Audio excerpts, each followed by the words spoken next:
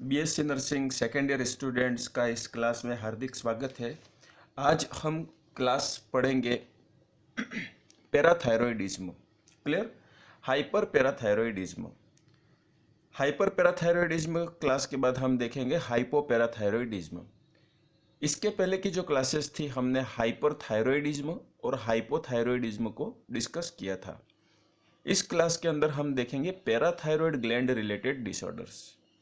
अब ये जैसे थायराइड ग्लैंड है, ये एंटेरियर व्यू है, लेकिन यदि हम थायराइड ग्लैंड के पोस्टेरियर व्यू को देखें, ठीक है, पीछे से यदि हम देखें पोस्टेरियर व्यू में, तो यहाँ पे 4 पी लाइक, ठीक है, मटर के दाने के समान छोटे छोटे सेल्स का ग्रुप रहता है जिसको हम कहते हैं पैराथायरॉयड ग्लैंड, और ये 4 पैराथायरॉयड ग्लैंड रहती है। क्लियर? और पैराथायरॉयड ग्लैंड जो है, four there are the 4 parathyroid gland, and 4 parathyroid gland, each parathyroid gland is situated on the each end of the thyroid gland on the posterior surface। ठीक है, thyroid gland के प्रत्येक and पर एक एक parathyroid gland पाई जाती है, लेकिन ये पोस्टेरियर सरफेस पे पाई जाती है। अब जैसा कि मैंने आपको बताया कि थायराइड ग्लैंड के जो हार्मोन्स थे T3 और T4, क्लियर, और इसके अलावा एक कैल्सिटोनिन हार्मोन भी रहता है, लेकिन इसका जिक्र अभी अपन नहीं करेंगे। इन दोनों हार्मोन के हाइपरथायरॉयडिज्म और हाइपोथायरॉयडिज्म की क्लासेस हमने पिछले वीडियो में देखी। अब हम डिस्कस कर रहे हैं पैराथायरॉयड ग्लैंड की एबनॉर्मलिटी। और पैराथायरॉयड ग्लैंड जो हार्मोन सीक्रेट करता है उसे हम कहते हैं पैराथायरॉयड हार्मोन। तो आइए देखते हैं पैराथायरॉयड हार्मोन की स्टोरी क्या है। क्लियर? क्या रोल इसके रहते हैं, पैराथायरॉयड हार्मोन के रोल क्या रहते हैं। अब सपोज करो ये थायराइड ग्लैंड है, यहाँ से पैराथायरॉयड हार्मोन रिलीज हुआ। क्लियर? कौन सा हार्मोन रिलीज हुआ? पैराथायरॉयड हार्मोन रिलीज हुआ। क्लियर? पोस्टीरियर पार्ट से, पोस्टीरियर थायराइड ग्लैंड की सेल से स्पेशल पैराथायरॉयड सेल्स रहती है, और ये पैराथायरॉयड सेल्स क्या सीक्रेट कर रही है? Parathyroid hormone. अब इस पैराथायरॉयड हार्मोन का फंक्शन क्या है, तो हम इसको समझने के लिए ब्लड बनाते हैं। ये ब्लड वेसल है, ब्लड वेसल के अंदर ब्लड बह रहा है, ठीक है, ब्लड बह रहा है ब्लड वेसल के अंदर। और एक हम बना देते हैं बोन, ये हो गई बोन। क्लियर? अब पैराथायरॉयड हार्मोन का दोनों के बीच में क्या फंक्शन रहता है ये डिस्कस करेंगे। तो पैराथायरॉयड हार्मोन की पहली जिम्मेदारी तो ये रहती है कि maintain the blood calcium level. Blood के कैल्शियम लेवल को मेंटेन करने की जिम्मेदारी किसकी रहती है? पैराथायरॉयड हार्मोन की रहती है। कैसे? इसमें कुछ तो कैल्शियम रहता ही है, ब्लड के अंदर कैल्शियम पाया जाता है, ठीक है, लेकिन यदि ये कैल्शियम कम हो जाए, कैल्शियम क्या हो जाए? कम हो जाए, तो पैराथायरॉयड हार्मोन क्या करेगा? बोन के पास जाके बोन को डीजेनरेशन, बोन का डीमिनरलाइजेशन करता है, उसमें से कैल्शियम रिलीज करता है, और उस कैल्शियम को किस में डाल देता है? ब्लड में डाल देता है। उस कैल्शियम को किस में डालेगा? ब्लड के अंदर डाल देगा। क्लियर? तो पैराथायरॉयड हार्मोन का फंक्शन क्या हो गया कि reduced bone calcium level and increasing the blood calcium level. यह पैराथायरॉयड हार्मोन का फंक्शन हो गया। ठीक है, पैराथायरॉयड हार्मोन का फंक्शन क्या हो गया? It regulates the calcium level in the blood. किसी भी कारणवश यदि ब्लड के अंदर कैल्शियम डाउन हो जाए, तो वो बोन से कैल्शियम को लेकर ब्लड में शिफ्ट करने का काम कौन करेगा? Parathyroid hormone. क्लियर? अब पैराथायरॉयड हार्मोन की जरूरत कब कब पड़ती है, कब कब ये सीक्रेट होता है?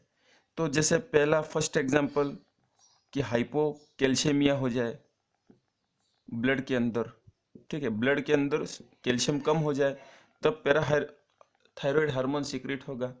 दूसरा, reduced calcium absorption in GIT, gastrointestinal tract के अंदर यदि आप कैल्शियम प्रॉपर नहीं ले पा रहे हो, ठीक है, आपके इंटेस्टाइन कैल्शियम को एब्जॉर्ब नहीं कर पा रही है, उस समय पैराथायरॉयड हार्मोन क्या हो जाएगा? इंक्रीज हो जाएगा, और बोन से कैल्शियम लेके ब्लड में डाल देगा। तीसरा कि vitamin D deficiency, D vitamin की क्या हो जाना? डेफिशिएंसी हो जाना विटामिन डी की। क्यों? क्योंकि विटामिन डी क्या है? इंटेस्टाइन से कैल्शियम एब्जॉर्ब करके ब्लड में डालने के लिए हेल्प करता है। कौन करता है? Vitamin D. तो कैल्शियम के एब्जॉर्प्शन के लिए विटामिन डी बहुत जरूरी है, और विटामिन डी नहीं रहेगा तो कैल्शियम का एब्जॉर्प्शन नहीं हो पाएगा। ठीक है, विटामिन डी यदि नहीं रहेगा तो कैल्शियम एब्जॉर्प्शन नहीं हो पाएगा, और कैल्शियम एब्जॉर्प्शन नहीं होगा तो सीरम कैल्शियम मतलब ब्लड का जो कैल्शियम है वो क्या हो जाएगा? डाउन हो जाएगा। और ब्लड का कैल्शियम डाउन होगा तो वो वापस क्या करेगा? पैराथायरॉयड हार्मोन को स्टिमुलेट करेगा, क्योंकि उसे भोजन से तो कैल्शियम मिल नहीं रहा है। तो ये पैराथायरॉयड हार्मोन को ऑर्डर देगा और कहेगा कि आप बोन से कैल्शियम लाओ, क्योंकि ब्लड के अंदर तो लेवल मेंटेन करके ही रखना है। तो यहाँ पर पैराथायरॉयड हार्मोन का फंक्शन क्या हो गया कि इसे कैल्शियम चाहिए और ये मेंटेन करके रखेगा। जब जब भी ब्लड के अंदर कैल्शियम कम पड़ जाएगा, ब्लड की सेल्स रोएंगी और अपनी गुजारिश लेके जाएंगी पैराथायरॉयड हार्मोन के पास, और पैराथायरॉयड हार्मोन से कहेंगी कि हमें इंटेस्टाइन से और गैस्ट्रोइंटेस्टाइनल सिस्टम से तो हमें कोई कैल्शियम मिल नहीं रहा है, हमारे अंदर कैल्शियम कम पड़ गया है, और यदि कैल्शियम हमारे अंदर कम रहेगा तो हम हाइपोकैल्सीमिया के रोल दिखाएंगे, और हाइपोकैल्शियम के अंदर मसल कॉन्ट्रैक्शन नहीं हो पाता है, नर्व कंडक्शन वगैरह नहीं हो पाता है, ग्लैंड से सिक्रीशन वगैरह नहीं होता है, हो सकते हैं। कैल्शियम के बहुत सारे रोल है, हम सारा फंक्शन बंद कर देंगे क्योंकि हमें कैल्शियम नहीं मिल रहा है। तो ये पैराथायरॉयड हार्मोन पैराथायरॉयड ग्लैंड को स्टिमुलेट करेंगे और पैराथायरॉयड हार्मोन सीक्रेट करवाएंगे। पैराथायरॉयड हार्मोन क्या करेगा? बोन से फिर उधार के रूप में कैल्शियम है ना, लोन लेगा, बोन से loan, loan from the bone, calcium को बोन से लोन लेके यहाँ डाल देगा। जब भी कैल्शियम इंटेक बढ़ जाएगा, ठीक है, ये हो गया, इसके अंदर डाल दिया, तो ये फंक्शन इसका होता है। अब क्या होता है, इसका एक अपोजिट हार्मोन रहता है जो कि मैंने थायराइड ग्लैंड के अंदर बताया था, कैल्सीटोनिन। कैल्सीटोनिन अब ये क्या करता है कि जब ब्लड के अंदर कैल्शियम कम हुआ था तब तो पैराथायरॉयड हार्मोन ने उधारी में कैल्शियम दिलवा दिया और इनके लेवल को मेंटेन कर दिया।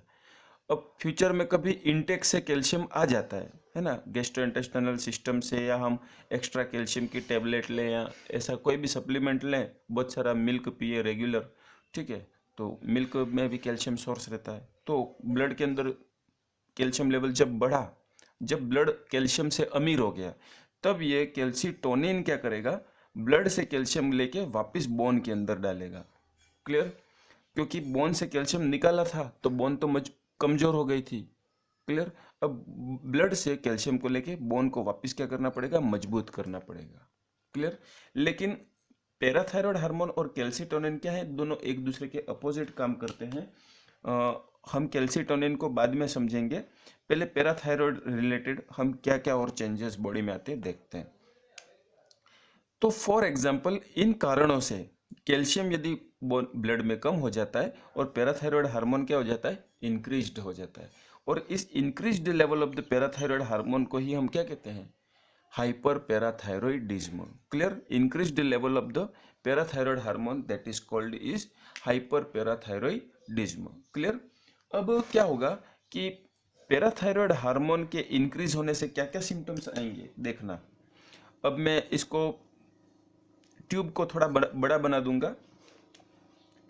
ये मैंने ब्लड की ट्यूब को बड़ा बना दिया, इसके अंदर ब्लड है और कैल्शियम इसके अंदर आया है, ये नॉर्मल कैल्शियम है। क्लियर? अब जब पैराथायरॉयड हार्मोन बढ़ गया, पैराथायरॉयड हार्मोन क्या हो गया? बढ़ गया। पैराथायरॉयड हार्मोन के बढ़ने से क्या होगा? Excessive calcium from the bone will be shift to the blood. Parathyroid hormone के बढ़ने से क्या होगा? एक्सेसिव कैल्शियम बोन से ब्लड में शिफ्ट हो जाएगा। तो बोन कैल्शियम लेवल क्या हो जाएगा? बोन कैल्शियम लेवल क्या हो जाएगा? डाउन हो जाएगा। जबकि ब्लड कैल्शियम लेवल क्या हो जाएगा? ब्लड कैल्शियम लेवल अप हो जाएगा, बढ़ जाएगा ब्लड के अंदर। क्लियर? दूसरा कि इसके अंदर क्या हो जाएगा? ब्लड कैल्शियम के बढ़ने से, ठीक है, ब्लड प्रेशर भी बढ़ जाएगा। ब्लड प्रेशर क्या हो जाएगा? इंक्रीज्ड हो जाएगा। और एक्सेसिव कैल्शियम को बाहर निकालने के लिए किडनी क्या करेगी? यूरिनेशन ज़्यादा करेगी। क्या करेगी? यूरिनेशन ज़्यादा करेगी, क्योंकि कैल्शियम को बाहर निकालने के लिए किडनी अपना फंक्शन बढ़ाएगी और यूरिनेशन विल बी इंक्रीज। और यूरिनेशन जब कैल्शियम ब्लड के अंदर बढ़ता जाएगा और ये यूरिन के थ्रू जाता रहेगा तो किडनी को क्या करना पड़ता है कि एक्स्ट्रा कैल्शियम का फिल्टरिंग करना पड़ता है। तो कैल्शियम फिल्टरिंग का फंक्शन इसका बढ़ जाता है। ब्लड में बोन से कैल्शियम ब्लड में आता रहेगा और ब्लड से कैल्शियम हो के यूरिन से जाएगा। तो कैल्शियम को फिल्टर करने के लिए किडनी को फंक्शन करना पड़ता है और एक्स्ट्रा कैल्शियम होने से किडनी के अंदर कैल्शियम धीरे धीरे डिपॉजिट होकर कैल्शियम स्टोन बन जाएगा। कैल्शियम स्टोन बन जाएगा। कहाँ पे बन जाएगा? किडनी के अंदर। तो सिम्टम क्या मिलेगा? किडनी स्टोन या renal stone. Clear? Renal stone का सिम्टम हमको मिलेगा। यहाँ पे हम क्या देख रहे हैं कि बोन से पीटीएच क्या कर रहा है? बोन से कैल्शियम निकाले जा रहा है, निकाले जा रहा है, निकाले जा रहा है। अब बोन का कैल्शियम लेवल क्या हो गया? डाउन हो गया। पहली बात। दूसरा ये कि जब पैराथायरॉयड हार्मोन बोन का डीमिनरलाइज करता है, क्या करता है? डीमिनरलाइज करता है। तो यहाँ पे इसका कैल्शियम टूट के यहाँ पे आता है तो बोन क्या होती है? डीमिनरलाइज होती है और बोन का जो स्ट्रक्चर है धीरे धीरे डिजेनरेट होने लगता है। तो बोन क्या हो जाएगी? इसमें पोरस बनने लगेंगे। बोन का क्या होगा? Demineralisation. Demineralisation of demineralisation of bone. Clear? और क्या होगा कि बोन जब डीमिनरलाइजेशन हो गई उसके अंदर पोर्स बन जाएंगे, होल बन जाएंगे। तो इस कंडीशन को अपन कहते हैं ऑस्टियोपोरोसिस। ऑस्टियोपोरोसिस। क्लियर? ये सारे चेंजेस बॉडी के अंदर आएंगे। कोई डाउट? एक बार समझ लो आप आराम से, स्क्रीनशॉट ले लो।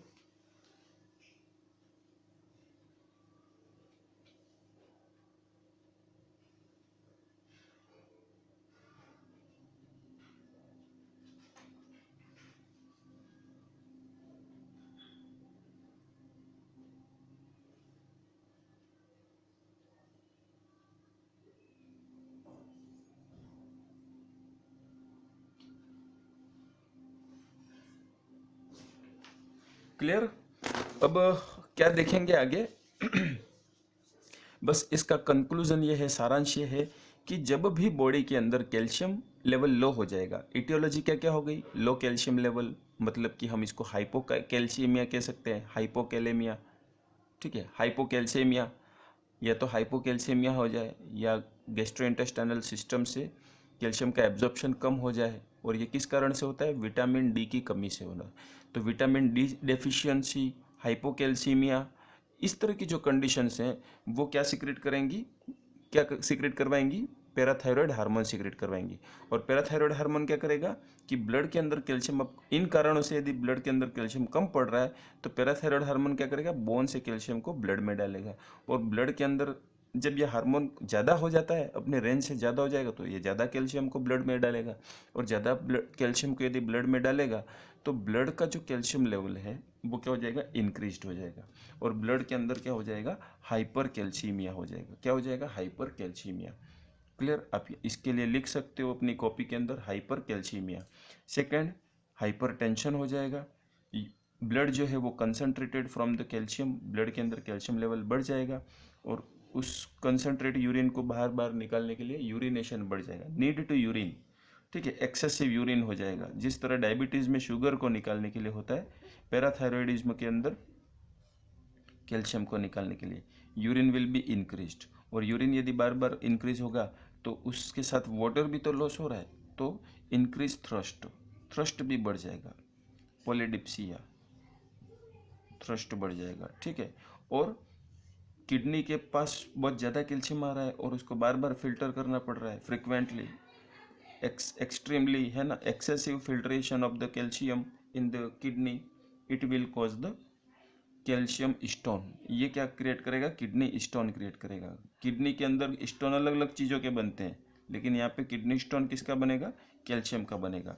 और जिन लोगों को कैल्शियम की टेबलेट्स चलती है, ठीक है, उन लोगों को एक्स्ट्रा वाटर पीने की, पानी पीने की ज़रूरत भी पड़ती है। यहाँ पे हम क्या देख रहे हैं? Parathyroid hormone excessive calcium absorption कर रहा है, जिस कारण से बोन क्या हो रही है? भंगूर हो रही है। ठीक है, ऑस्टियोपोरोसिस हो रहा है, बोन कैल्शियम लेवल रिड्यूस्ड हो जाएगा। और डीमिनरलाइजेशन ऑफ बोन हो जाएगा। नेक्स्ट क्लास में हम देखेंगे इंट्रोडक्शन ऑफ हाइपर पैराथायरॉयडिज्म।